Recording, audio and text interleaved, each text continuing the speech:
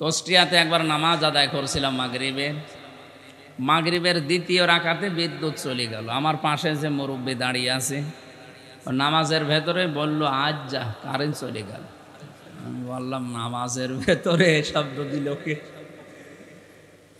নামাজ শেষ করে বললাম, মুরব্বি নামাজে আর কানা হাকাম 13 ফরজ, আজ যা কোন ফরজ? বলছে, বাবাজি ওই যে কারেন্ট চলে গেল আর আমার মুখ দিয়ে এমনি বের হয়ে গেল আজ যা, কি করবে? এর নামাজ হচ্ছে? বলে, নামাজে দাঁড়িয়েছিলেন হযরতে আলী, ওনার পায়ের থেকে তীর খুলে ফেলেছে, উনি টের পায়নি। আর ও কারেন্ট চলে গেলে যদি আজ যা বলে, ওর নামাজে মন আছে?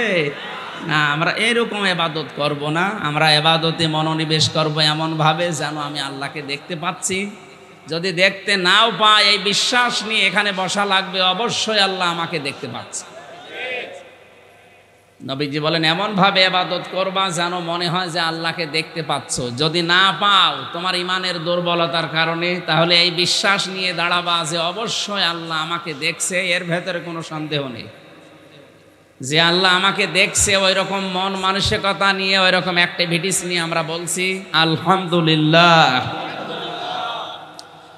মান ক্বালা বিহি সাদাকা, যারা কোরআন দিয়ে কথা বলে দুনিয়ায় তারা সত্য কথা বলে। আজকে থেকে জীবনের যতদিন বেঁচে আছি সিদ্ধান্ত নেওয়া লাগবে যে কথা শুনলে আমরা কোরআনের কথা শুনব। কোন বাবা কি বলেছে, কোন দাদা কি বলেছে, ওইটার নাম ইসলাম। আপনাদের চট্টগ্রামের এই লাইনটা এইগুলোই বেশি চলে। বাবা কি বলে, দাদা কি বলে, মুরব্বি কি বলে, এইগুলো চলে। সৈয়দ আবুল আলা মওদুদী রহমতুল্লাহ আলাইহি, উনি ওনার কিতাবে লিখেছেন, আমি ইসলাম মানতে গিয়ে দেখেছি আল্লাহ কি বলেছে, রসুল কি করেছে। আমি যদি দেখতাম যে আমার মুরব্বি কি বলেছে, আমার দাদা কি করেছে, তাহলে আমি হেদায়েত পেতাম না।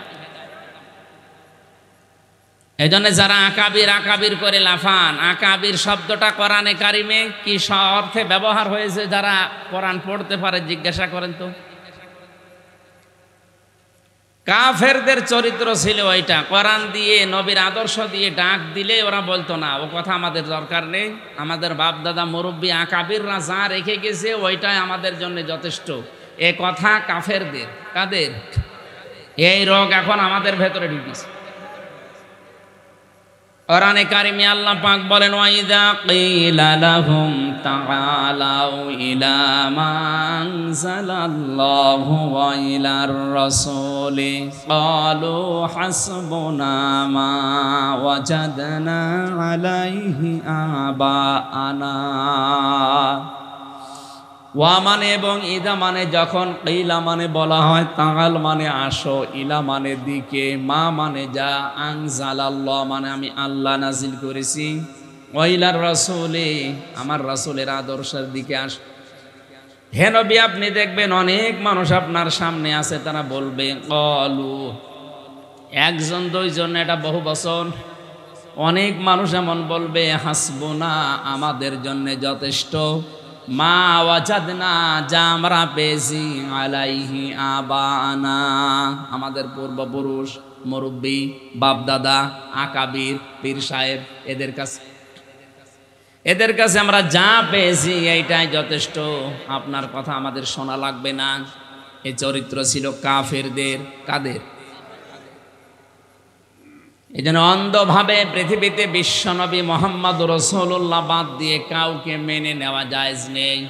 সে যত বড় মুরব্বী হোক আর যত বড় পীর সাহেব হোক, কথা মানতে গেলেই দেখতে হবে এ লোকটা কথা কোরআন দিয়ে বলে কিনা। হ্যাঁ, এখানে আর একটা সমস্যা আছে, বিশেষ করে বাংলাদেশ আর ভারতে। এক কথা বলবেন না, ভালো করে শুনেন। নবীজির হাদিসের প্রথম শব্দ ছিল মান ক্বালা বিহি সাদাকা, যারা কোরআন দিয়ে কথা বলে এরা সত্য কথা বলে। কিন্তু বাংলাদেশের এই 64 জেলার, ভারতের কয়েক একটা প্রদেশ ঘুরে দেখলাম কোরআন দিয়ে কথা বলছে, কিন্তু ব্যাখ্যার নামে অধিকাংশ জায়গায় হচ্ছে অপব্যাখ্যা। বাংলাদেশের ফরিদপুরে একজন আছে, ওই দরবারে একবার সে দেখি তেলাওয়াত করছে, ইয়া আইয়ুহাল্লাযীনা আমানুত্তাকুল্লাহা ওয়াবতাগু ইলাইহিল ওয়াসিলা ইলা আখিরি আয়াত। সূরা মায়েদার ৩৫ নম্বর আয়াত আসরের নামাজের পরে পড়লো। ইমাম সাহেব ব্যাখ্যা করছে, আমি 1 ঘন্টা কথা বললে অন্তত 50 ঘন্টা ওই আয়াতের উপরে পড়ে আসে। আপনি দেখেন আজকে আয়াত থেকে কি বের হয়, শুনবেন তো। বারবার যদি ডিস্টার্ব হয় আমি তো পড়ে আসা জিনিসগুলো ভুলে যাব, নাকি আমি বানিয়ে বানিয়ে বলবো? এমনি কি ঝামেলা আছে দেখছেন না? কথা যেদিকে নিয়ে যায় ওরা উল্টি অন্যদিকে নিয়ে যায়।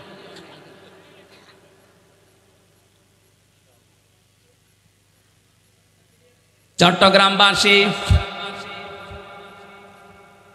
কোরআনে কারিম থেকে যে কথাটা বলছিলাম, উনি তেলাওয়াত করার পরে অর্থ করছে, ওহে যারা ইমানের দাবি করো, আল্লাহকে ভয় করো, আর আল্লাহ পর্যন্ত পৌঁছাতে মাধ্যম তালাশ করো, আর এই মাধ্যম হচ্ছে পীর সাহেব।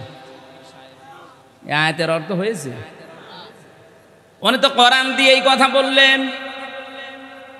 এই যে ব্রাহ্মণবাড়িয়ায় যে মাওলানাগুলো কয়েকজন আছে, এনারাও তো কোরআনের আয়াত পড়েই বলে। মানুষ মনে করে কোরআন দিয়ে সুর করে মাওলানা আব্দুল্লাহ আলামিনের মতো কারি সাহেবের তেলাওয়াত, এ মনে হয় এ কোরআনের কথাই। অথচ পীর সাহেব ওসিলা এ শব্দ কোন তাফসিরে আছে আপনি দেখেন তো।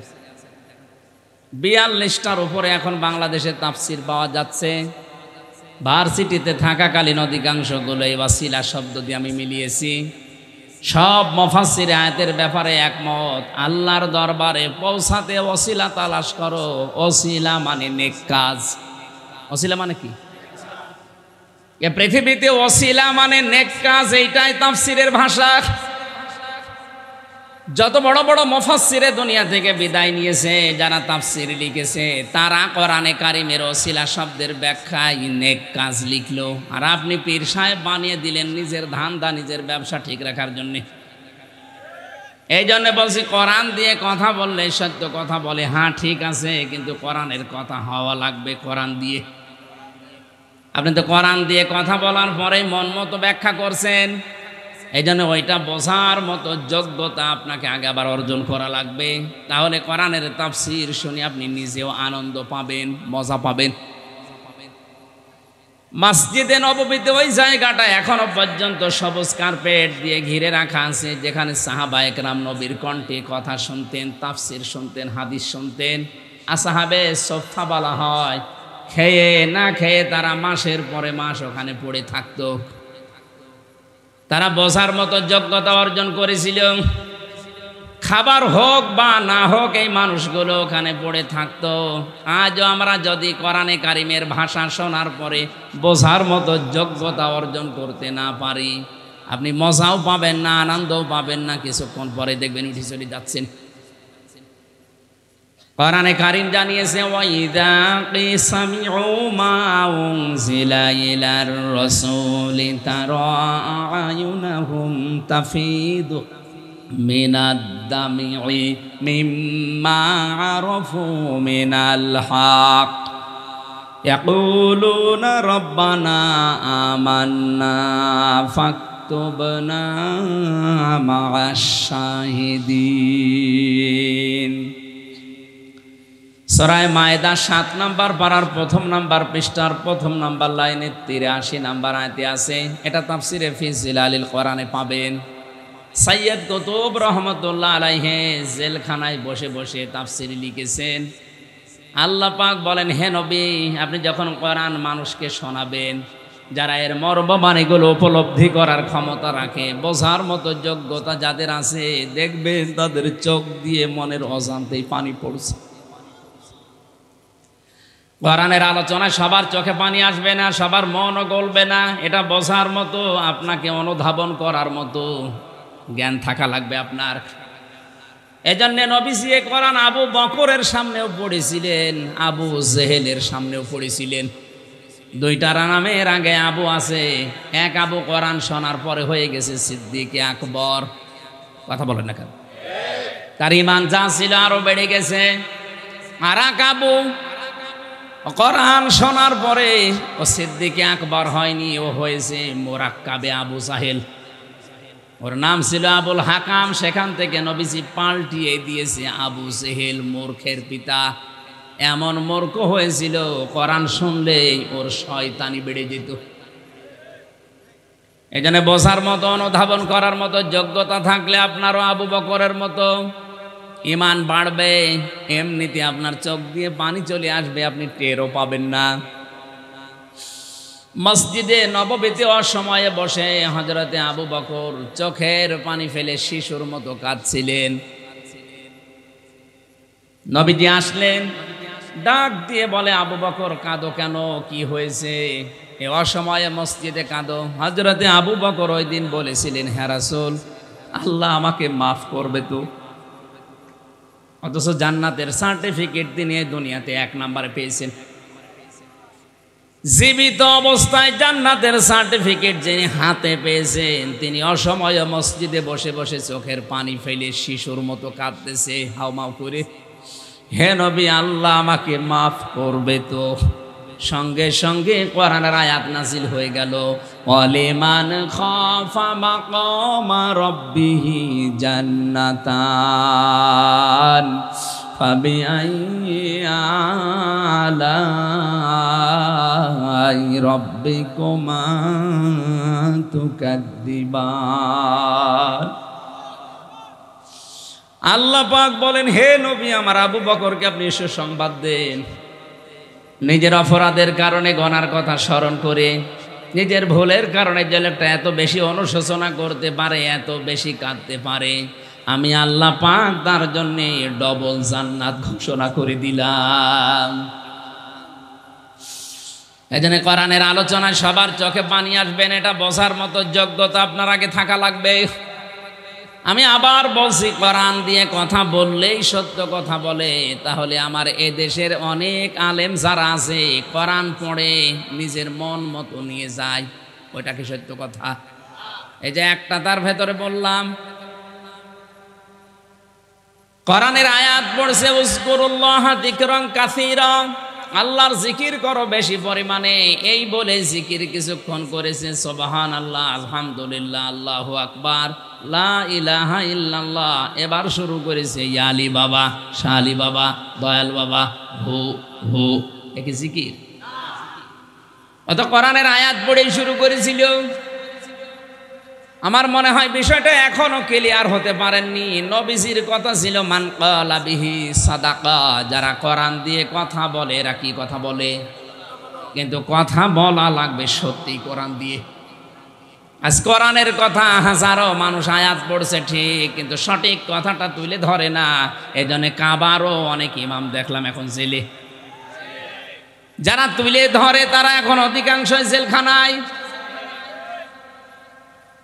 কাবা শরীফের মতো জায়গায় 12-13 জন ইমামের প্রায় 4-5 জন বড় বড় যারা, সব এখন জেলখানায় মাটির নিচে। আমাদের দেশে সব নেই। আপনি জেলখানায় গিয়ে দেখেন কত আলেম এখনো কোরআনের হক কথা বলার কারণে পচতেছে। কোরআনের সঠিক কথাগুলো তুলে ধরতে গিয়ে যারা জেলখানার অন্ধপ্রকোষ্ঠে ফাঁসির ওই কন্টেম সেলের ভেতরে ঢুকে ঢুকে দিন পার করছেন, আপনার লস নেই। আপনি যে ইবাদত করছেন, আমি তো নিজে থেকে দেখলাম, ওই ইবাদত বাংলাদেশের বাইরে থেকে জীবনও সম্ভব না।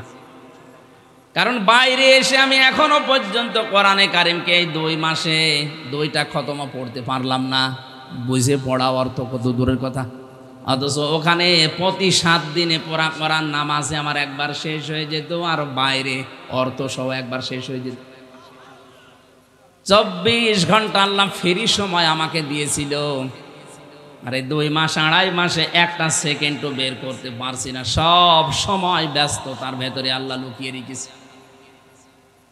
আমি আবার বলছি, কোরআন দিয়ে কথা বললেই সত্য কথা বলে না, ওটা আবার কথা বলা লাগবে কোরআন দিয়ে। যারা ওয়াবতাগু ইলাইহিল ওয়াসিলা, ওসিলা মানে পীর সাহেব এই ব্যাখ্যা করছে। মাথায় যদি একটুখানি মগজও থাকে, আমার মনে হয় আপনিও স্বীকার করবেন এ ব্যাখ্যা ভুল। বলেন বলেন। অসিলার প্রথম অর্থ কি বললাম? আরো জোরে বলেন। এটা তো আমি বানালাম।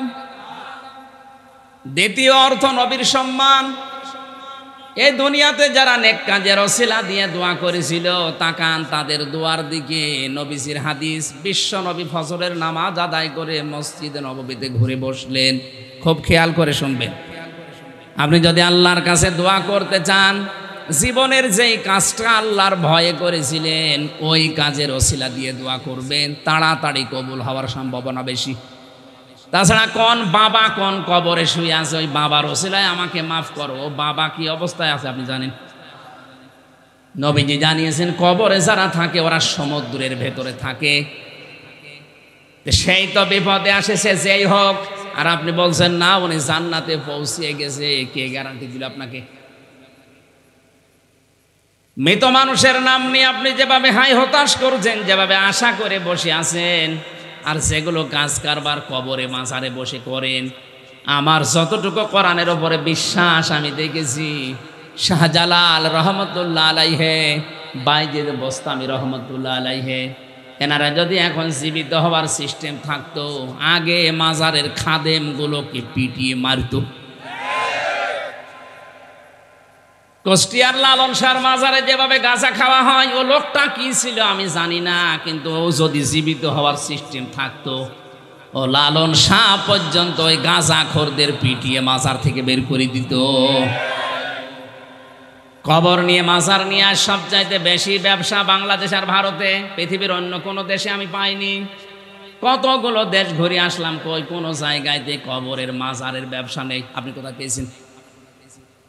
হাজারো মানুষের সাথে ইনভলভ, এর সাথে জড়িত থেকে নিজের ব্যবসা বাণিজ্য আখের গুছিয়ে নিচ্ছে। সাদা মানুষকে ধোঁকা দিয়ে বোকা বানিয়ে ব্যবসা চালিয়ে যাচ্ছে। নবীজি বললেন নেক কাজের ওসিলা দিয়ে দোয়া করলে যে কবুল হয়। তিনজন যুবক বনি ইসরাইলের পথিমধ্যে রওনা দেওয়ার পরে মানুষগুলো বৃষ্টির কবলে পড়ে পাহাড়ে আশ্রয় নিয়েছে। হঠাৎ আল্লাহর একটা পাথর গড়তে গড়তে ওই মুখে গেছে আটকিয়ে। তিনজন মিলে ধাক্কা দেয়, কিন্তু পাথরটা নড়ে না। শেষ পর্যন্ত ওরা এই বিশ্বাস করেছে যে না আর বাঁচা সম্ভব না, মারা যাব। তিনজন মিলে মনে মনে সিদ্ধান্ত নিচ্ছে মারা তো যাবো, এই জীবনের শেষ দিকে দেখি কিছু করা যায় কিনা। একজন দোয়া করছে, রব্বুল আলামিন আমার জীবনে কিন্তু একটা ভালো কাজ আছে। আমার চাচাতো বোন আমাকে টাকা ধার নিয়েছিল, টাকা ধার চেয়েছিল, তাকে আমি টাকা দেইনি। বিপদে পড়ার কারণে তাকে টাকা দিয়েছিলাম এই শর্তে যে আমার সাথে অবৈধ কাজ করা লাগবে। তাকে আমি নির্জনে নিয়ে অবৈধ কাজে লিপ্ত হব, তার আর আমার মাঝে মাত্র 1 বিঘত ফাঁকা ছিল লজ্জাস্থানে। এমন কঠিন অবস্থায় মেয়েটি আমাকে ডাক দিয়েছে, ইয়া আখি ইত্তাকুল্লাহ, হে ভাই আল্লাহকে ভয় করেন। রব্বুল আলামিন তুমি জানো আমার যৌবনের তাড়না ছিল, আমি যুবক মানুষ, কঠিন পরিস্থিতি, ওই সময় শয়তানের ধোঁকা আমার উপরে কাজ করছিল, কিন্তু যেই বলেছে আল্লাহকে ভয় করো হে ভাই, সঙ্গে সঙ্গে কঠিন মুহূর্ত থেকে আমি দৌড় দিয়েছি। হে আল্লাহ, এই কাজটা যদি তোমার ভয় আমি করে থাকি, মেহেরবানি করে আজকের এই বিপদ থেকে আমাকে বাঁচাও।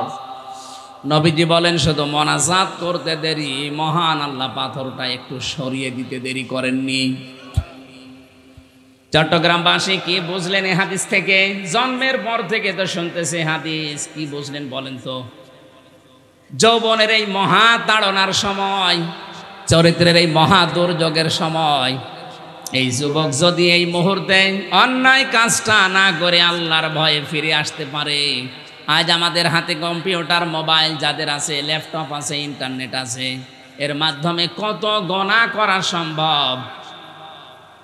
যৌবনের এই তাড়নায় নিজের শরীরকে ভাসিয়ে না দিয়ে, মহা দুর্যোগের এই সময়কে নিজেকে ভাসিয়ে না দিয়ে আল্লাহর ভয়ে যদি আপনি বিরত থাকতে পারেন, আপনার জীবনের যে কুয়াশা, হতাশা, আমার আল্লাহ এগুলো দূর করে দিতে পারে কিনা।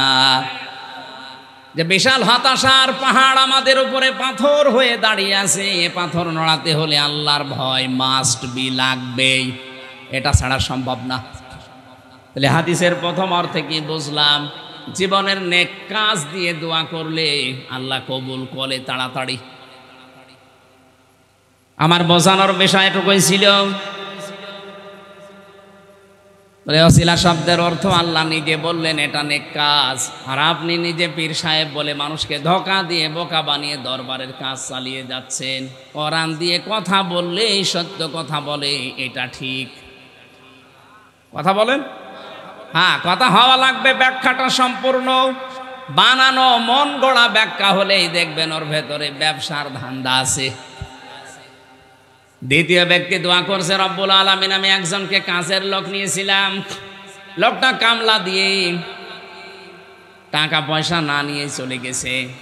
চিন্তা করলাম এই টাকা যদি আমি আত্মসাৎ করি কেউ কিছু বলবে না, তোমার ভয় আমাকে বাধ্য করেছে। তার এই টাকা দিয়ে আমি একটা মুরগি, একটা ছাগল, এভাবে আস্তে আস্তে ছাগলের একটা পাল বানিয়েছিলাম। 12টা বছর পরে লোকটা এসে বলে, মালিক আমি কিন্তু কাজ করেছিলাম আপনার, কিন্তু টাকা নেইনি, দয়া করে আমার সে টাকা ফেরত দেন। শেষ পর্যন্ত তার টাকা আমি ফেরত দিয়ে দিলাম। শুধু টাকা দেয়নি, বলেছি ছাগলের বিশাল পাল তোমার টাকায় তৈরি নিয়ে যাও। লোকটা প্রথমে আমাকে জিজ্ঞাসা করছে, মালিক আপনি কি আমার সাথে ইয়ারকি আড্ডা করেন, ঠাট্টা করেন? মাত্র হয়তো 500 টাকা আপনার কাছে আমি পাবো, আপনি কি ছাগলের পাল আমারে দিয়ে দেন। হেমাবত তুমি জানো ওই সময় যদি তাকে 500টা টাকা দিয়েই বিদায় করে দিতাম, ও কিছু টেরও পেত না, বলতো না। কিন্তু তার টাকা দিয়ে যেহেতু এগুলো তৈরি, আর শ্রমিকের ঘাম শুকিয়ে যাওয়ার আগে তার টাকা তার হাতে দেওয়া দরকার। শ্রমিকের মর্যাদা মূল্য এত বেশি দিয়েছেন আল্লাহর নবী বলেন, আল কাসিবু হাবিবুল্লাহ, যারা কাজ করে খায় এরা সাধারণ মানুষ না, এরা আল্লাহর বন্ধু। জোরে বলেন আল্লাহু আকবার। বাংলাদেশে যাদের কোনো কাজ কাম নেই, শুধু বসে বসে খায়, এরা এখন আল্লাহর বন্ধু। এই হাদিসের পুরা উল্টা না? বলেন বলেন। লাকাদ খালাকনাল ইনসানা ফি কাবাদ, আমি মানুষকে বানিয়েছি কষ্টের পরে কষ্ট সহ্য করে। আপনি যদি পরিশ্রম না করেন, কষ্ট না করেন, তা আপনাকে আল্লাহ বানিয়েছে কি খেলা করার জন্যে? সুতরাং আজ 48,000 পীরের দরবারে দেশে অধিকাংশ পীরের কোনো কাজ নেই, শুধু দরবারে বসে খাওয়া। ওদের পেট আর জব বা বড় করা ছাড়া কোনো কাজ আমি দেখছি না। ইসলামের শিক্ষা ব্যবস্থার উপরে এত বড় একটা ঝড় বয়ে গেল। আপনি একটা পীরকে দেখান তো যে রাজপথে নেমে 10 লক্ষ মুরিদ নিয়ে এই মিছিল দিয়েছে, যেটা আমরা মানি না, দেখান। কোনো কাজ নেই, কাম নেই, শুধু বসে বসে খাবেন আর আপনি আল্লাহর ওলি দাবি করবেন। আপনাকে আল্লাহর ওলি ভাবাও গুনাহ। পৃথিবীর কোন নবী এ দুনিয়াতে বসে বসে খাইনি, আমি পাইনি।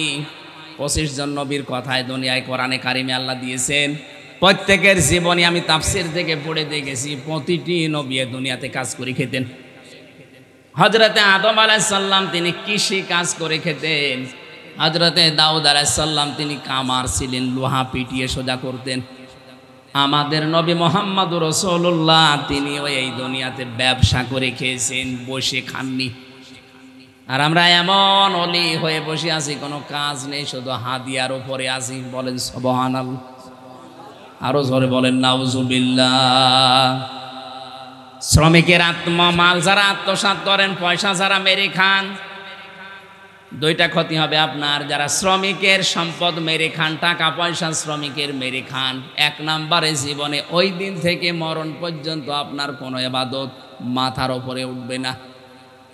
2 নম্বরে যখন মারা যাবেন, আল্লাহ নিজে আপনার বিরুদ্ধে মামলা দিবেন।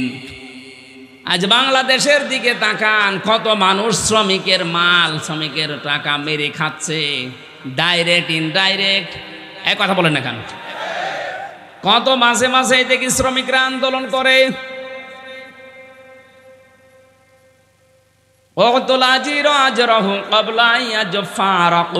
শ্রমিকের ঘাম শুকিয়ে যাওয়ার আগে তার টাকা হাতে ধরিয়ে দাও, এ নির্দেশ রাসূলের। কার?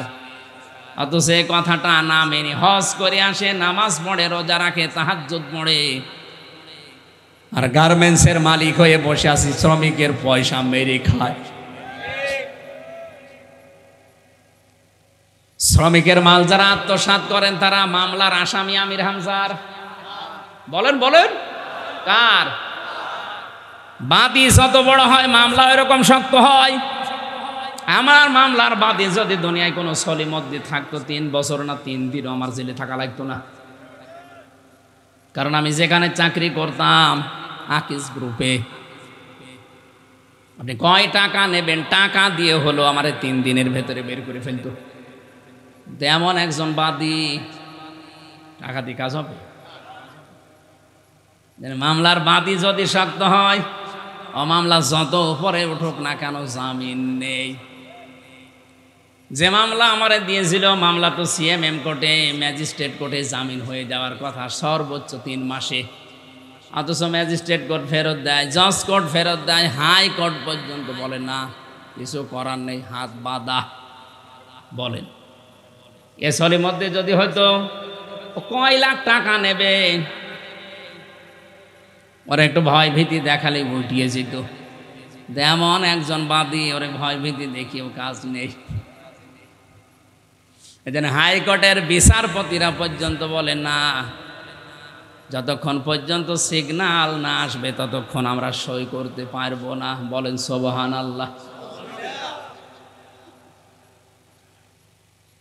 তাহলে মামলার বাদী যত বড় হয়,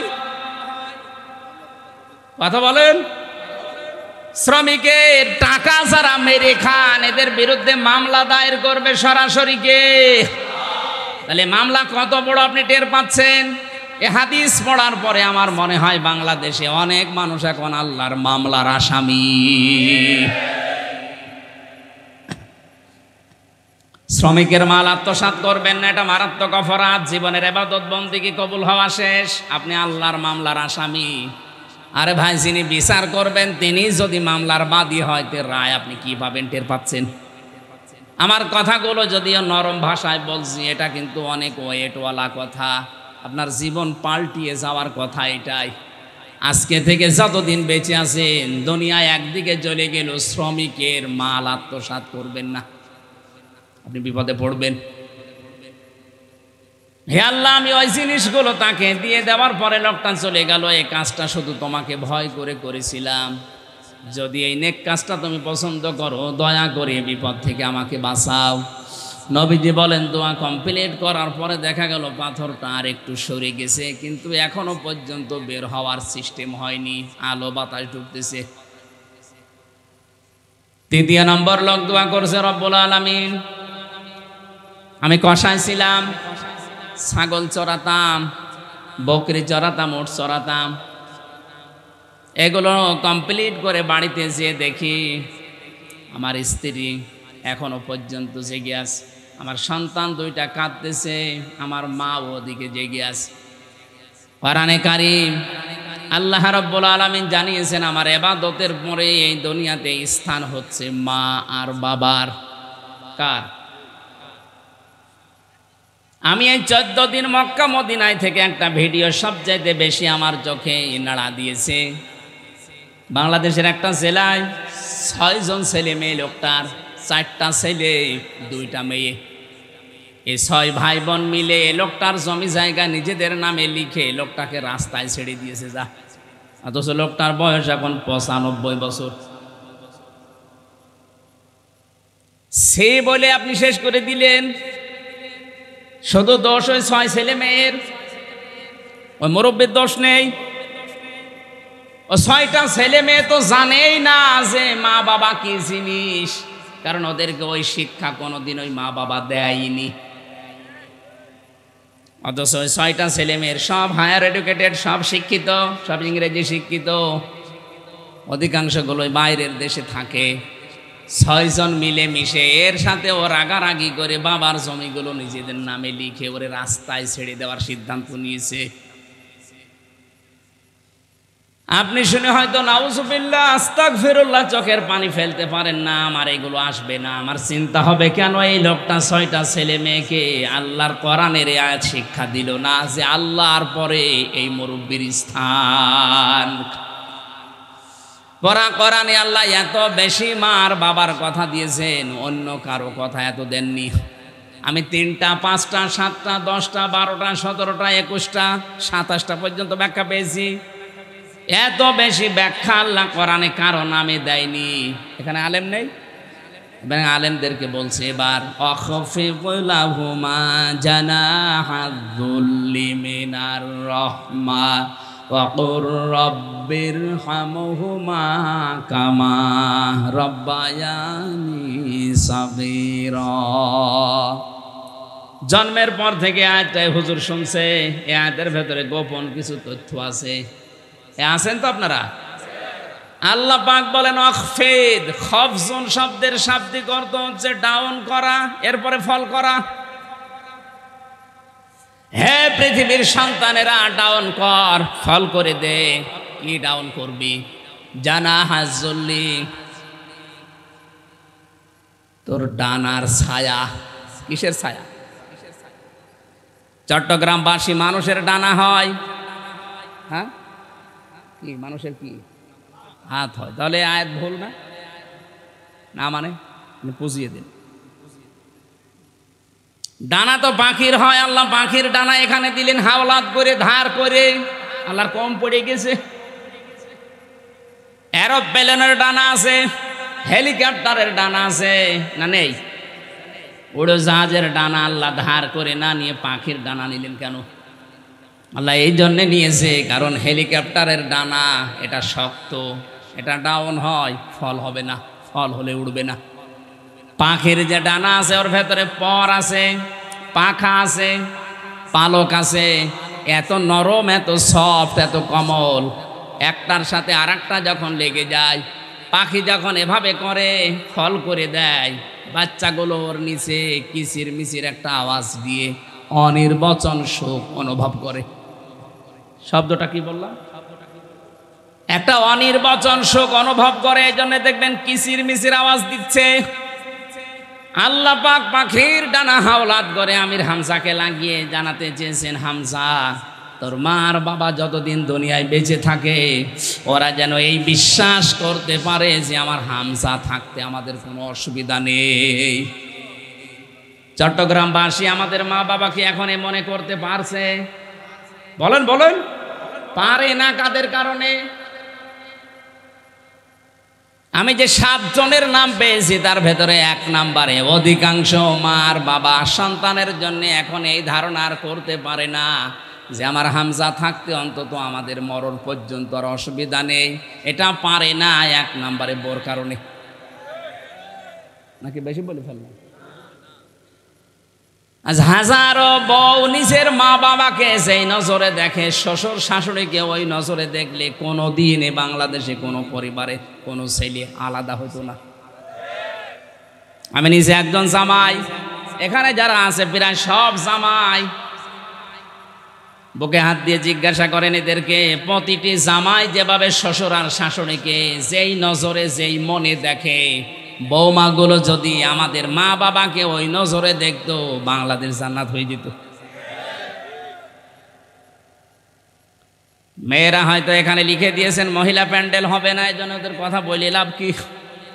যেহেতু রেকর্ড হচ্ছে, কালকে সারা দেশে যে ছড়িয়ে যাবে।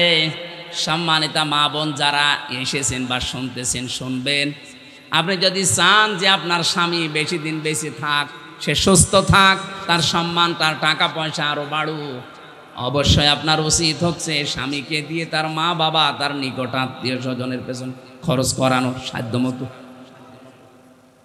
আল্লাহর নবী বলেন, কোন স্ত্রী যদি চায় যে তার স্বামী আরো বেশি দিন দুনিয়ায় জীবিত থাক, তার সন্তানাদি, তার সম্পদাদি, তার সম্মান মর্যাদা বেড়ে যাক, সেই স্ত্রী যেন মাঝে মাঝেই বলে, স্বামী তুমি আমাদের জন্য যা করো না করো, মা বাবাকে কিন্তু ভালোভাবে দেখো। তোমার আত্মীয় স্বজন যারা নিকটবর্তী রক্তের সম্পর্কের, তাদের খোঁজ খবর নাও, কারণ তাদের ভেতরে আল্লাহ এগুলো লুকিয়ে রেখেছে, তোমার সম্পদ, তোমার সম্মান, তোমার হায়াত। আর অধিকাংশ বউ এগুলো থেকে আরো আমাদের নিষেধ করে, করতে দেয় না। তাহলে ওরা চায় যে আমরা তাড়াতাড়ি মরে যাই। কথা বল না?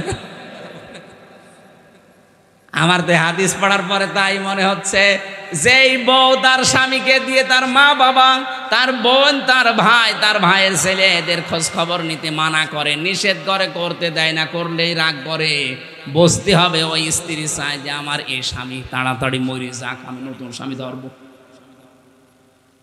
আমার মনে হয় ওর কোনো পরকীয়ার লাইন আছে।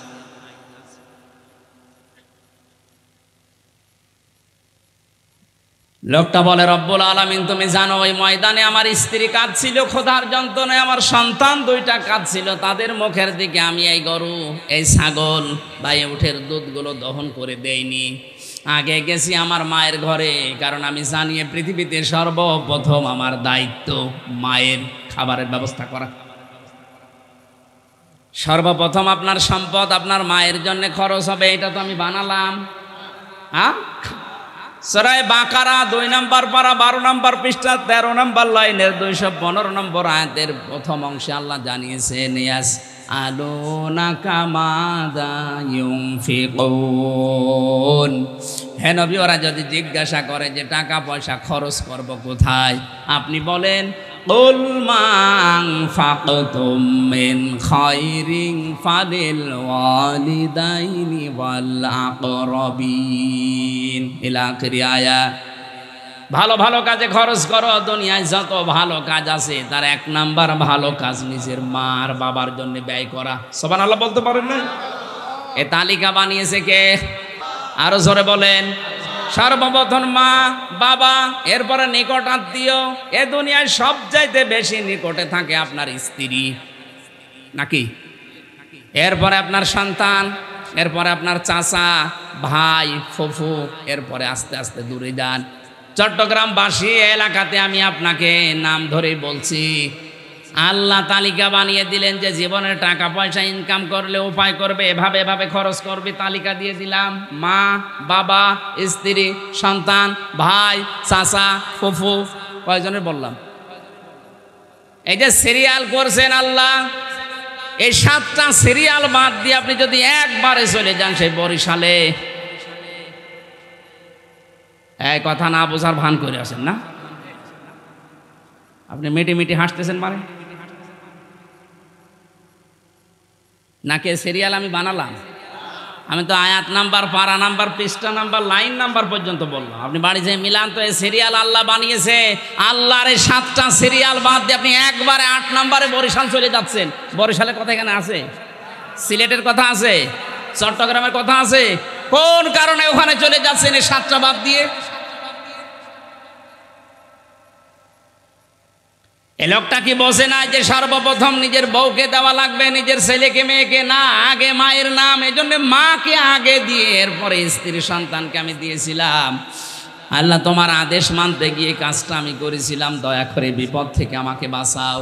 নবীজি বলেন, জীবনের নেক কাজের ওসিলা দিয়ে দোয়া করার সঙ্গে সঙ্গে আল্লাহ পাথর সরিয়ে দিয়েছেন। আজ আমাদের জীবনে যাদের হতাশার কালো পাহাড় পাথর হয়ে আছে, জীবনে হতাশা, কর্মজীবন নেই, জীবনে রোগ শোক থেকে মুক্ত হতে পারছি না, টাকা পয়সা হাতে থাকে না, হাজারো সমস্যা নিয়ে জর্জরিত। আমাদের উচিত এখন মা বাবার খেদমতে যতটুকু পারা যায় নিয়োজিত রাখা। তাহলে আমাদের জীবনের যে বিশাল পাথর, এটা আমার আল্লাহ সরিয়ে দিতে পারে না? পারে না? 6 ছেলে মেয়ে মিলে ওকে রাস্তায় বের করে দিয়েছে, যান। এমনিতে দেয়নি, কারণ আল্লাহর ঘোষণা তো ওই লোকটা ছেলে মেয়েকে শোনায়নি, পড়ায়নি। আপনিও যদি ওই রকম করেন, আপনার আজকে যে বাড়িতে ছিলাম ওর 8টা ছেলে, এদেরকে যদি কোরআনে কারিমের আয়াত শিক্ষা না দেওয়া হয়, ওই মা বাবাকে একদিন না একদিন ওরাও 8 ভাই মিলে বাড়ি থেকে বের করে দেবে। কারণ জানে না যে মা বাবা কি জিনিস। শিক্ষা ব্যবস্থা এখন যেগুলো চলছে, এভাবে যদি চলতে থাকে, আগামী 10 বছর পরে মা আর বাবা কি ও সন্তান চিনবে না। বাইরের দেশের মতো বৃদ্ধাশ্রমে আপনাকেও রেখে আসবে। এই জন্য একটা কাজ করতে পারেন। আমারও 2টা মেয়ে আমি মাদ্রাসায় আগে দিয়েছি, যে আগে কোরআন হাদিস পড়ে আমরা যে কি এটা আগে জানুক। আমার মেয়েকে আমি ডাক্তার বানাবো নিয়ত করেছি, ডাক্তার বানানো নিষেধ না, কিন্তু কোরআনে কারিম আগে শিক্ষা দিয়ে ওর ভেতরে বীজ তৈরি করে দেয় যে আমি যে কি, আল্লাহর পরে যে আমার স্থান, কোনোদিন যেন আমার মর্যাদাও ভুলে না যায়, এটা আগে জানুক। ও ডাক্তার হোক, ইঞ্জিনিয়ার হোক, বৈজ্ঞানিক হোক, কোনো অসুবিধা নেই। ওই লোকটার 6টা ছেলে মেয়ে তো বড় বড় জায়গায় আছে, কিন্তু কোরআনের আয়াতগুলো তাকে শিক্ষা না দিয়ে এখন লোকটাই 95 বছর বয়সে আশ্রয় হয়েছে কোথায়? রাস্তায়। বৃদ্ধাশ্রমেও সে টাকা লাগে, রাস্তায় ফেলে দিয়ে যা। মা বাবার খেদমতের মাধ্যমে আমাদের জীবনের হতাশার এই কালো পাথর, এগুলো নড়ানো সম্ভব। এই যে জীবনের নেক কাজের ওসিলা দিয়ে দোয়া করলে কবুল হয়, ওসিলা শব্দের শাব্দিক অর্থ নেক কাজ। আজ তাফসীর করতে গিয়ে অনেকে এই ওসিলা শব্দকে নেক কাজ না দিয়ে, নবীর সম্মান না দিয়ে নিয়ে যাচ্ছে পীর সাহেবের দিকে। যেন আবার বলছি, কথা শুনতে হলে কোরআন দিয়ে কথা শুনতে হবে, কিন্তু এটা বোঝার মতো যোগ্যতা আপনার থাকা লাগবে। অমান হাকামা বিহি আদালা, যারা কোরআন দিয়ে বিচার করে এরা ন্যায় বিচার করতে পারে। গতকালকে আমার মামলার চার্জশিট দিয়েছে, যারা সাক্ষী দেবে আল্লাহর কসমে কোরআন আমার সামনে, প্রত্যেকটা কথা সাক্ষী দেওয়ার সময় আপনার মিথ্যা সাক্ষী দেওয়া লাগবে, কারণ আপনি যা দিয়েছেন একটা বিষয় আমি জানি না। কোরআন আমি হাতে নিয়ে বলছি, আল্লাহর কসম যেগুলো চার্জশিটে লিখেছেন, আনসার আল ইসলামের কি যেন লিখেছে, ও সাদা জীবনে আমি জানি না। অবশ্যই এর বিরুদ্ধে কেউ সাক্ষী দেবে না, দেবে না? চার্জশিট যখন দিয়েছে অবশ্যই সাক্ষী দেবে। সাক্ষী যারাই দেবে, একটা সাক্ষী কি সত্য কথা বলবে? আমার বিরুদ্ধে সাক্ষী দিতে হলে সব মিথ্যা কথা বলা লাগবে। অথচ রহমানের বান্দার যে 12টা গুণ আমি কোরআনে পড়েছি, তার 9 নম্বরের গুণ হচ্ছে ওয়াল্লাযীনা লা ইয়াশহাদুনা যুর। হে নবী, ওই মানুষগুলো মিথ্যা সাক্ষী দেবে না। আজ যারা বাংলাদেশে মিথ্যা মামলা দিয়ে, মিথ্যা সাক্ষী দিয়ে মানুষকে জেলে পচাচ্ছেন, আল্লাহর কসম আপনি আল্লাহর বান্দা থেকে খারিজ হয়ে গেছেন। এটা এখনো চট্টগ্রামে শুরু হয়নি, এজন্য টের পাচ্ছেন না। বাংলাদেশের হাজারো হাজারো মানুষ আজ জেলখানায় বিনা কারণে, মিথ্যা মামলায়, মিথ্যা সাক্ষীর কারণে, কিচ্ছু জানে না, বছরের পর বছর পড়ে আছে। আমার সামনের বিল্ডিংয়ে ছিল যে লোকটা মিথ্যা মামলা ধর্ষণের দিয়েছে, 4 বছরের বাচ্চা দিয়ে ধর্ষণ মামলা দিয়েছে। রাগারাগি ছিলে ধর্ষণ মামলা দিয়ে আছে, লোকটা প্রায় 2.5 বছর পড়ে আছে, কোনো খোঁজ নেই।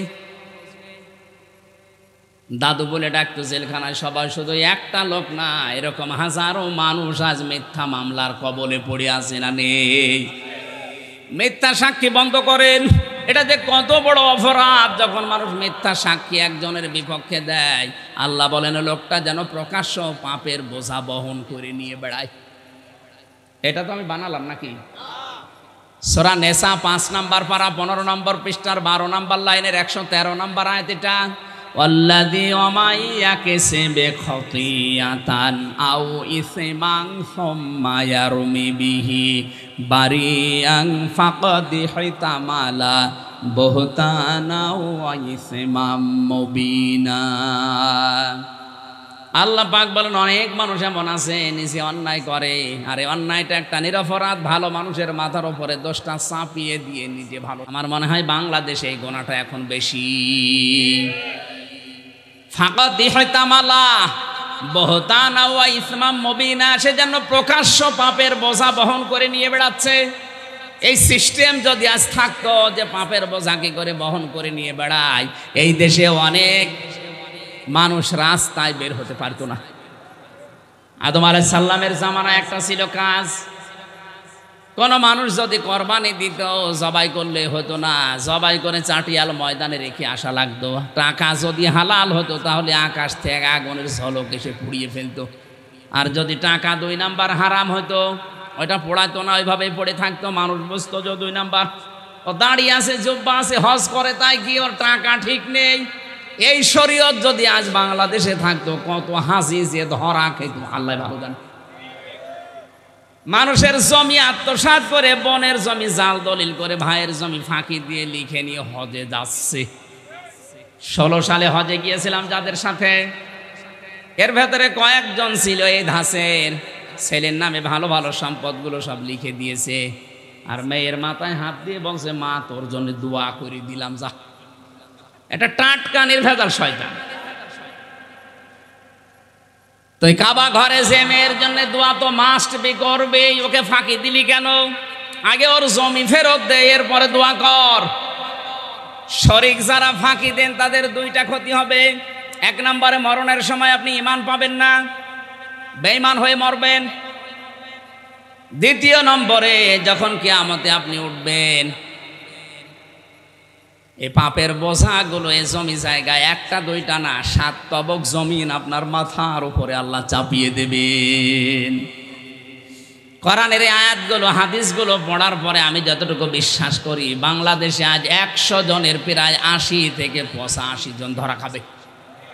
এই কথা বলে না কেন?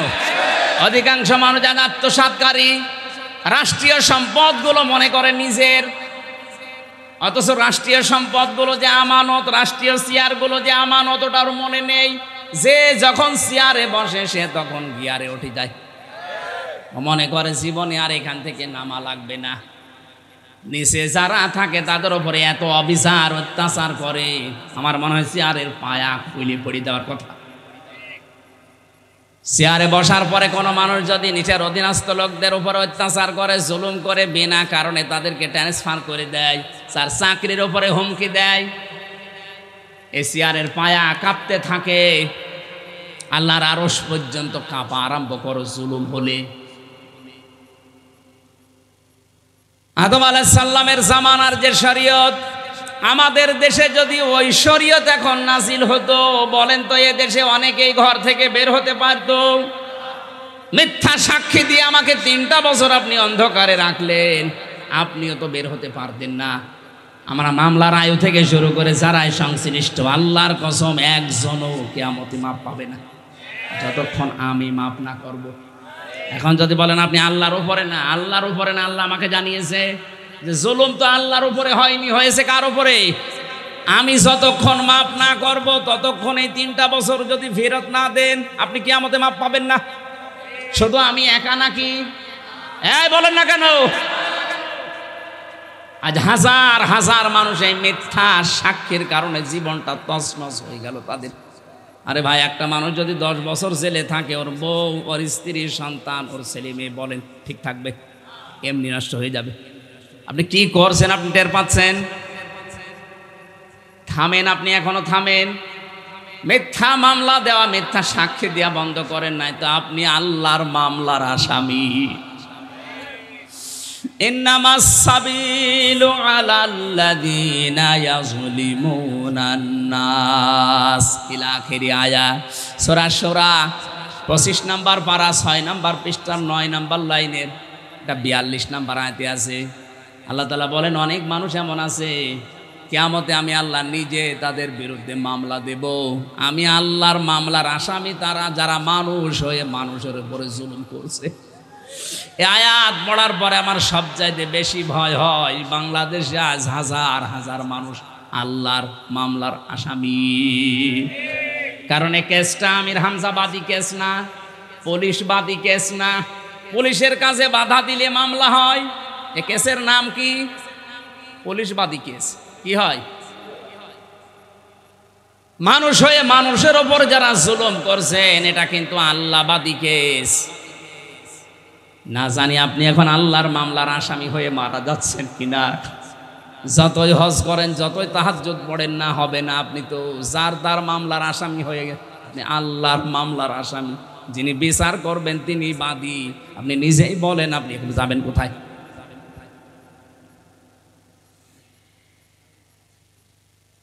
এজন্য কোরআনের বিচার ব্যবস্থা যতদিন কায়েম না হবে ততদিন ন্যায় বিচারের তুলনায় অবিচার হওয়ার সম্ভাবনা নেই। আমানা আমিলা বিহি উজিরা, যারা কোরআন দিয়ে আমল করবে এই মানুষগুলোর পুরস্কার আল্লাহ নিজে দান করবে। আজকের যে রাতের ইবাদত, এটা কোরআনের আমল। কিসের আমল? আল্লাহ রাব্বুল আলামিন সবে কদর নামে যে শব্দটা কোরআনে কারিমে দিয়েছেন, এরকম 500 আয়াত কোরআনে আছে। কোরআনের আমল এগুলো, তার ভেতরে আজকের এটা। আল্লাহ পাক বলেন ইন্না আনজালনাহু ফি লাইলাতিল কদরি ওয়া মা আদরাকা মা লাইলাতুল কদরি। অবশ্যই আমার এই কোরআনে কারিমকে আমি আল্লাহ নাজিল করেছি কদরের রাতে। মাওলানা আব্দুল্লাহ আলামিন ভাই বলছিলেন না আজকের রাত সেই কদর হতে পারে। লাউহে মাহফুজ থেকে আজকের এই রাতেই মহান আল্লাহ 30 পারা কোরআন একবারে প্রথম আসমানে নাজিল করে দেন। দীর্ঘ 23 বছরে নবীর জীবনে আস্তে আস্তে করে আমাদের কাছে এসে পৌঁছিয়েছে। এত মর্যাদা এত দাম হয়ে গেছে রাতটার। আমরা অনেকে এখানে জানি লাইলাতুল কদরি খায়রুম মিন আলফি শাহর। এটার অর্থ কি? না না, এখানে কি আলফুন ওয়াহিদুন আছে? কোনদিন তো একবারের জন্য সে জন্মের পর থেকে সূরা কদর পড়ছেন, চিন্তা করেছেন আল্লাহ আলফুন ওয়াহিদুন যদি দিতেন তাহলে 1000 বছর হইতো। আলফুন ওয়াহিদুন আছে, আলফুন শাহরুন আছে। এটা 1000 বছর না, 84 বছর 4 মাস না, এটা হাজার হাজার বছর। কত এটা আল্লাহ ছাড়া কেউ জানে না। এটা তাফসিরে ইবনে কাসিরে আছে। আল্লাহ আলফুন ওয়াহিদুন দিলে 1000 বছর হয়তো, আলফুন শাহরুন দিয়েছেন এটা 1000 বছর না, হাজার হাজার বছরের চাইতো আল্লাহর কাছে উত্তম আজকের এই রাতটা এটা হয়ে যেতে পারে। এই রাতকে অন্যতম নাম দিয়েছেন আল্লাহ নিজে লাইলাতুল কদর। আর একটা নাম আছে লাইলাতুল মুবারাকা। ইন্না আনজালনাহু ফি লাইলাতিন মুবারাকাতিন ইন্না কুন্না মুনজিরিন। অবশ্যই কোরআনে কারিমকে বরকতময় রাতে আমি আল্লাহ নাজিল করেছি। অবশ্য আমি আল্লাহ নিজে সতর্ককারী। ইন্না কুন্না মুনজিরিন, সতর্ককারীকে এ কোরআনে আল্লাহর সতর্ক বাণী আছে 500। কত বলেন বলেন? এই 500 সতর্ক বাণী আজকে আমরা যদি শুনতে পারতাম, প্র্যাকটিক্যাল লাইফে যদি সতর্ক হতে পারতাম, এ শবে কদর বছরে বছরে আসা লাগতো না। এক শবে কদরে আমাদের জান্নাত বানিয়ে দিত। বছরে বছরে আসতেছে শবে কদর চলে যায়, আমার কোনো উপকার হয় না। কারণ যে সতর্ক বাণীগুলো আল্লাহ এই মাসে এই রাতে আমাদের করতে চান, আমরা ওগুলো হতে পারি না। ফিহা ইফরাকু কুল্লু আমরিন হাকিম, গুরুত্বপূর্ণ কিছু সিদ্ধান্ত আল্লাহ এই রাতে তিনি নেবেন। তানাজ্জালুল মালাইকাতু ওয়ার রূহু ফিহা বিইذনি রাব্বিহিম মিন কুল্লি আমরিন সালাম। এ রাতে ফেরেশতা নাজিল হবে। এই যে আর কিছুক্ষণ পরে, মাত্র 35 মিনিট পরে শুরু হয়ে যাবে আল্লাহর ফেরেশতা আসা। যারা 1 বচন আল্লাহ না দিয়ে মালাইকা বহু বচন দিয়েছেন, যারা ইবাদত করবে তাদের কাছে ফেরেশতারা যাবে। এখানে ভুল ধারণা আছে একটা। এখানে যারা আছে বসে আমরা সবাই জানি ইবাদত মানে এই রাতে কি করবেন? বসে বসে জিকির করবেন, কোরআন শরীফ পড়বেন, নামাজ পড়বেন, নাকি? হ্যাঁ, এটা ইবাদত। ইবাদত এটা একটা ব্যাপক অর্থবোধক শব্দ। পৃথিবীর যত নবীকে আল্লাহ পাঠিয়েছেন তাদের জাতির কাছে 2টা শর্ত দিয়েছিলেন, আনি ইবুদুল্লাহ ওয়াজতানিবুত তাগুত। প্রতিটি নবী যার জাতির কাছে বলেছে আল্লাহর ইবাদত করো আর তাগুত ছেড়ে দাও। তাহলে ইবাদত এটা শুধু সুবহানাল্লাহ আলহামদুলিল্লাহ নামাজ পড়া কোরআন পড়া না, এটা অন্য জিনিস। এক কথা বুঝতেছেন? এই শবে কদর পালন যারা করছেন শুধু মসজিদে মসজিদে যে এই মসজিদ থেকে ওই মসজিদে, ওই মসজিদ থেকে ওই মসজিদে ঘুরে বেড়ায়, খালি শবে কদর পালন করছে।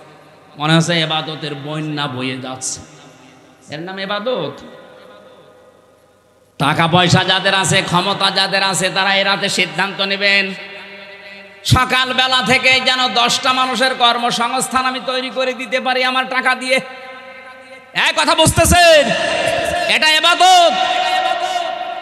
টাকা ব্যাংকে অনেকের ছাতা পড়ে যাচ্ছে, অথচ তার নিজের আপন বোনের ছেলে ছিনতাই করে বেড়ায়, মাস্তানি করে বেড়ায়, চাঁদাবাজি করে বেড়ায়, ডাইল খেয়ে বেড়াচ্ছে। ওর জীবন হতাশায় ক্ষতিগ্রস্ত হয়ে গেছে। এমনি না, আপনি ব্যাংকের টাকা তুলে একটা কর্মসংস্থান তৈরি করতে পারেন না? একটা ওয়ার্কশপ তৈরি করেন, একটা ফ্যাক্টরি বানান। আপনাকে আমি দান করতে বলছি না, অন্তত 50টা মানুষের কর্মসংস্থান তৈরি করে দেন। ওখান থেকে ওরা কাজ করে নিজের সংসার চালাতে পারবে, আর আপনার টাকায় টাকা বাড়বে। আল্লাহর আরশ আপনার উপরে সবে কদরে খুশি হয়ে যাবে। তাহলে সবে কদরের ইবাদত আসল কোনটা আমি হয়তো বোঝাতে পেরেছি। আমি এটা বানালাম কোরআনে কারিমে। আমি আসার পরে আয়াতটা আমার চোখে পড়েছে, এই যে কে যেন একটা কাগজ দিল, এর ভেতরে আয়াতটা আছে। আল্লাহ পাক বলেন, কুনতুম খায়রা উম্মাতিন উখরিজাত লিন্নাস, তোমরা এই পৃথিবীর শ্রেষ্ঠ জাতি। তোমাদের শ্রেষ্ঠত্বের কারণেই যে তোমাদেরকে আমি আল্লাহ মানুষের কল্যাণের জন্য বের করেছি। সুতরাং আপনার দ্বারা সবে কদরের রাতে 10টা মানুষের 20টা মানুষের যদি উপকার না হয়, তার কর্মজীবন তৈরি না হয়, আপনি আর কুকুর সমান। আমি আমার এই ছোট্ট জায়গা থেকে যদি 20টা মানুষের কর্মসংস্থান তৈরি করতে পারি, কোটি কোটি টাকা যাদের ব্যাংকে ছাতা পড়ে যাচ্ছে, ও জানেও না কত টাকা আছে, কি করা দরকার তাদের ইবাদত হিসাবে বলেন। বাংলাদেশে আজ যারা প্রত্যেকেই যদি সবে বরাতে সবে কদরে এই ইবাদত করতে পারতাম, এই দেশের টাকা বেগম পাড়া বানানো সম্ভব হতো না। ফেরেশতারা এসে আপনার সাথে হাত মিলাবে এমনি না, কোন ইবাদতে? রাষ্ট্রের টাকাগুলো বেগম পাড়া বানিয়েছে, আরো বসে বসে সুবহানাল্লাহ আলহামদুলিল্লাহ পড়ে দোয়া করছে, আল্লাহ আমাকে মাফ করে দেন। তোমার মাফ এমনি হবে? ফেরেশতারা ওই লোকটার সাথে হাত মেলাবে, মুসাফা করবে, দোয়া করবে, কপালে চুম্বন করবে, যেই লোকটা এই দুনিয়াতে মানুষের উপকারের জন্য আজকের রাতে সিদ্ধান্ত নেবে। আজ বাংলাদেশে 1628 জন মানুষ দায়িত্বে আছে, মেন দায়িত্বে। প্রধানমন্ত্রী শেখ হাসিনা থেকে শুরু করে আপনাদের এই জানে আলম পর্যন্ত, এই 1728 জন মানুষ যদি আজকের এই সবে কদরের রাতে এই ইবাদতের শিক্ষাটা নিতে পারে, আল্লাহর কসম বাংলাদেশ জান্নাত হয়ে যাবে। কারো কাছে হাত পাতা লাগবে না, শুধু ব্যাংকের টাকা পড়ে আছে যেগুলো, ওগুলো তুলে কাজে লাগবে। এদেশের মানুষ কাজ না পেয়ে সৌদি আরবে যে রাস্তা ঝাড়ি দিচ্ছে, কর্মসংস্থান বানানো যায় না, কি করবেন আপনার টাকা দিয়ে? অবৈধভাবে ইনকাম করে টাকার পাহাড় বানিয়ে রাখছেন। কালকে যদি আপনার কলিজা 2টা নষ্ট হয়ে যায়, তামাম দুনিয়া বিক্রি করেও কলিজা কেউ দেবে না। গতকালকে আমার এক চাষি মারা গেছে, 2টা কলিজায় নষ্ট হয়ে গেছে, হাড় 2টাই নষ্ট হয়ে মারা গেল। কালকে কত কিছু করেছিল বলেন তো? তামাম দুনিয়া আপনি এক জায়গায় করে ফেলছেন। আল্লাহ না করুক যদি আজকে আপনার কলিজা নষ্ট হয়ে যায়। আপনি টাকা পয়সা ইনকাম করে রেখে গেলেন ঠিক, কিন্তু এইটা আপনার ছেলে, আপনার মেয়ে, আপনার বউ, আপনার দলের লোক, এগুলো আরো অবৈধ কাজে ব্যয় করে করে আপনার কবরের আযাব আরো বাড়াবে। আশা করছি সবে কদরে ভুল আপনি করবেন না। মান কামা ফি লাইলাতুল কদরি, আল্লাহর নবী বলেন, যে ব্যক্তি লাইলাতুল কদরে দাঁড়িয়ে থাকে, এখানে আল্লাহর নবীর কথা বাস্তবতায় মিলান। মান কামা ফি লাইলাতুল কদরি, যে ব্যক্তি লাইলাতুল কদরে দাঁড়ায়। দাঁড়ানো মানে কি? আপনি বসা থেকে দাঁড়াবেন, দাঁড়িয়ে সিদ্ধান্ত নেবেন, আমি দাঁড়িয়েছি এই জাতিকে রক্ষা করার জন্য জাহান্নাম থেকে, এই জাতিকে আমি কর্মসংস্থান তৈরি করে তার হতাশামুক্ত জীবন দূর করার জন্য। এটার নাম দাঁড়ানো। খালি দাঁড়িয়ে দাঁড়িয়ে আল্লাহু আকবার বলে তেলাওয়াত করে যাচ্ছেন, এটার জন্য লাইলাতুল কদর আসে নাই। ঈমান ওয়া ইহতিসাবান, 2টা শব্দ। ঈমান থাকতে হবে, আর ইহতিসাব মানে হিসাব করে করে। হিসাব থেকে এই শব্দটা এসেছে। এখন থেকে বাকি জীবন আমি আর আনকন্ট্রোল ভাবে না, কন্ট্রোল ভাবে চালাবো, হিসাব করে করে, যেখানে সেখানে পা ফেলবো না। গফিরাল্লাহু মা তাকদ্দামা মিন যামবি, আল্লাহর নবী বলেন ওর পেছনের যত অপরাধ ছিল আল্লাহ সব মাফ করে দেবে। বলেন সুবহানাল্লাহ। ফেরেশতারা এসে শুধু এখনই শেষ করে দেবে না, যতক্ষণ পর্যন্ত সূর্য না উঠবে, ওই ভোরের আভা আসা পর্যন্ত ফেরেশতারা আল্লাহর শান্তি এই দুনিয়ায় বিলাতে থাকবে।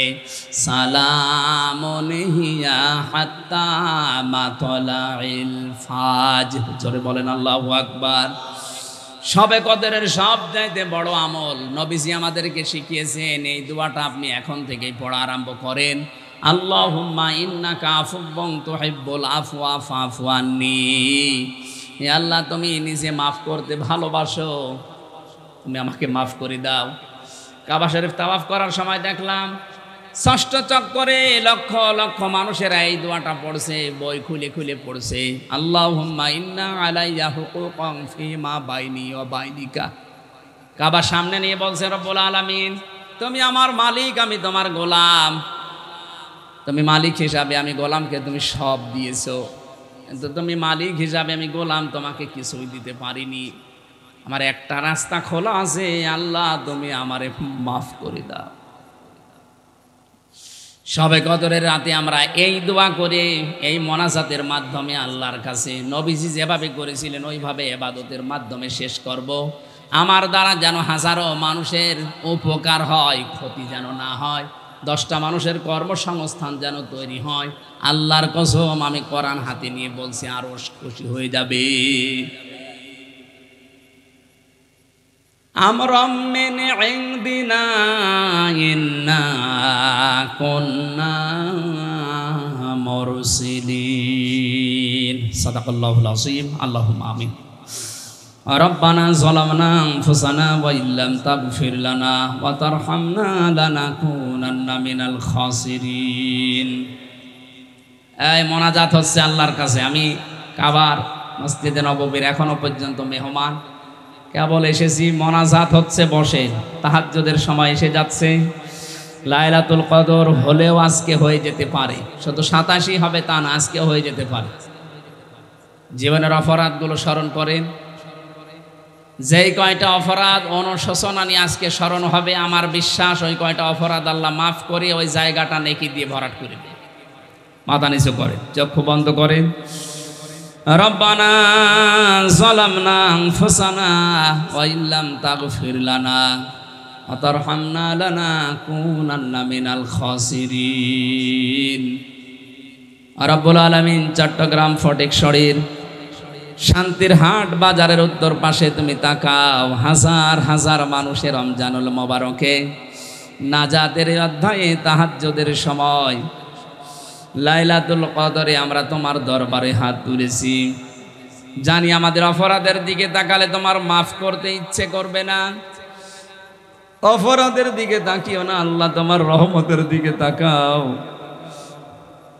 আমি তোমার কাবা ঘর কিছুক্ষণ আগে, কিছুদিন আগে তাওয়াফ করে এসেছি, নবীর রওজা মোবারকে আমি সেজদা দিয়ে এসেছি, নামাজ পড়ে এসেছি। রব্বুল আলামিন এখনো পর্যন্ত নিজের মা বাবা আত্মীয় স্বজনের কাছে না গিয়ে তোমার এই বান্দা বান্দিদের কাছে কোরআনের দাওয়াত নিয়ে ছুটে এসেছি। তোমার কাবার মেহমান হিসাবে আল্লাহ তুমি আমাদের মোনাজাত কবুল করে নাও।